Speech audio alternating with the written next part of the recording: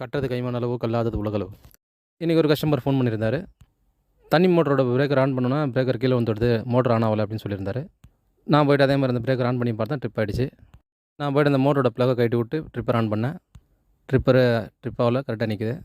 அப்போ மோட்டரில் தான் ஏதோ ஃபால்ட்டு. வைண்டிங் போயிருந்தாலும் இந்த மாதிரி ட்ரிப் ஆகும். இந்த ஷாஃப்ட்டெல்லாம் ஜாம் ஆகிட்டாலும் இந்த மாதிரி ட்ரிப் ஆகும்.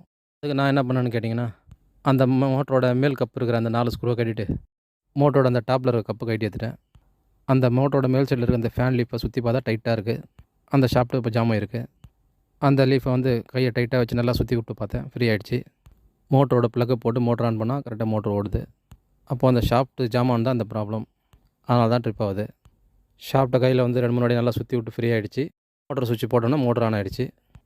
கஸ்டமர்கிட்ட சொல்லுங்கள், சார் இப்போ ஃப்ரீ ஆகிடுச்சு, மோட்டர் ஓடிட்டுருக்கு. இதே மாதிரி ப்ராப்ளம், ஜாம் ஆகிற ப்ராப்ளம் எப்போ வேணால் வரலாம். மோட்டர் கரெக்டாக தானே ஓடுதுன்னு சொல்லி அப்படியே விட்றாதீங்க.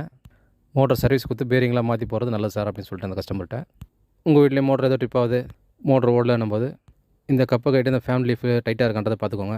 அப்படி இருந்தால் மேலே லைட்டாக சுற்றி விட்டு போட்டிங்கன்னா ஓட்டுரும். அதுக்கப்புறம் மோட்டர் சர்வீஸ் கொடுத்துருங்க. நிறைய பேர் மோட்டருக்கு வந்து ட்ரிப்பர் போடாமல் இப்படி நம்ம சுவிட்ச் போட்டிருப்பீங்க. அவங்களாம் அது மாதிரி சேஃப்டிக்கோசம் ட்ரிப்பர் போகிறது நல்லது. ட்ரிப்பர் இருந்தாலும் இந்த மோட்டர் ட்ரிப் ஆகிடுச்சு, இல்லைனா வைண்டிங்லாம் போயிடும். அதே மாதிரி குழா தண்ணி, உப்பு தண்ணி 2 மோட்டர் வச்சுருக்கவங்க குழா தண்ணி மட்டுமே யூஸ் பண்ணுவீங்க, உப்பு தண்ணி மோட்டர் ஆஃப் பண்ணி வைப்பீங்க. ஆஃப் பண்ணி ரொம்ப நாள் வச்சுன்னா இந்த மாதிரி ஸ்டக் ஆகிற ப்ராப்ளம் வரும்.